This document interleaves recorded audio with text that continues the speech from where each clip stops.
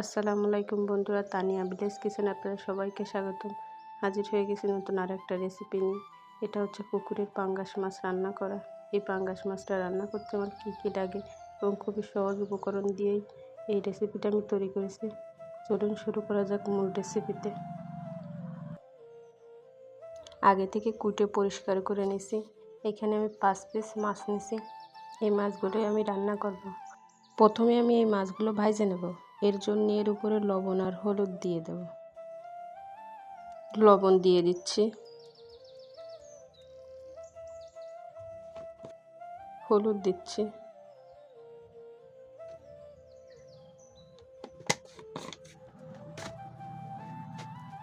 এবার ভালোভাবে সবগুলো মাছের সাথে লবণ হলুদ মাখায় নেব।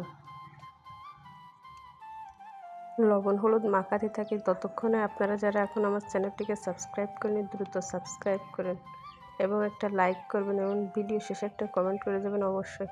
আর ভিডিওটা শেষ পর্যন্ত দেখার অনুরোধ রইল সবার। হয়ে গেছে আমার। এবার মশলা বেটে নেব।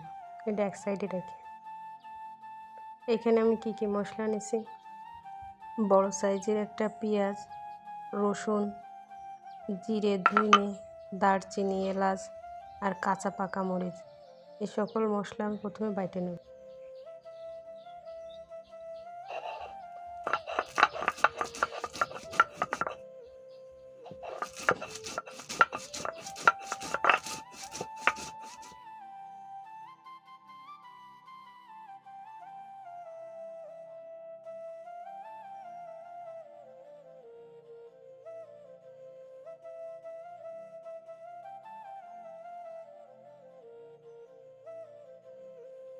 বাটা হয়ে গেছে। এবার আমি এটা এক সাইডে রেখে দেব। এই পর্যায়ে আমি মাছগুলো ভেজে নেব। এই জন্য কড়াইতে তেল দিয়ে দিচ্ছি। তেলের পরিমাণটা একটু বেশি দিচ্ছি। এই একই তেলে আমি মাছটাও রান্না করে নেব।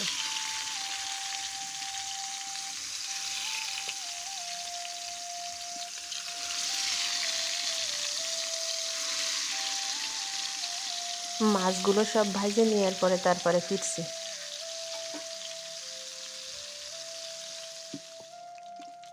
মাছগুলো ভাজা হয়ে গেছে। এবার এটা আমি উঠাই ফেলতেছি।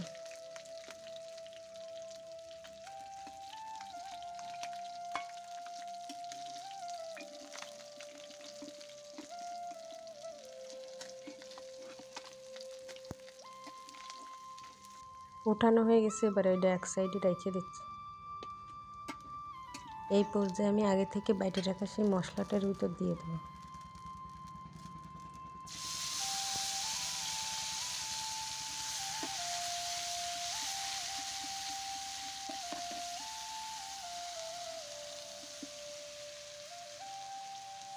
মশলাটা কষানোর জন্য অল্প একটু পানি দিয়ে দিচ্ছি।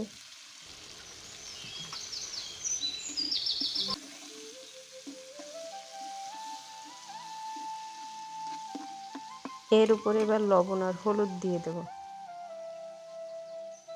প্রথমে পরিমাণ মতো লবণ দিয়ে দিচ্ছি, হলুদ দিয়ে দিচ্ছি, দিয়ে এবার মশলার সাথে ভালোভাবে মাখায় এটা কষায় নেব। যতক্ষণ তেল ফুটে না আসবে ততক্ষণ এটা এভাবে কষাতে লাগবে।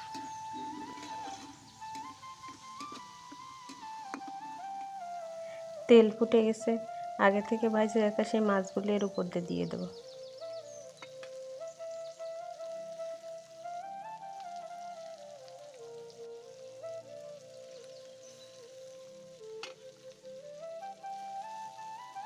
মাছগুলো সাজায় দেওয়া হয়ে গেছে। এই পর্যায়ের উপর থেকে পরিমাণ মতন পানি দিয়ে দেব।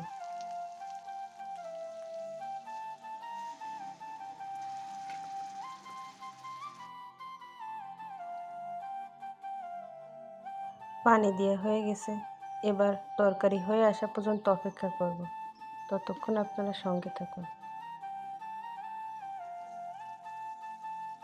পাঙ্গাস মাছের তরকারি আমার হয়ে গেছে। নিচে থেকে একটু নাড়ায় দিচ্ছি যাতে তলে না লেগে যায়। নামানোর আগে লবণ হয়েছে কিনা এটা একটু চাইকে দেখে নেব।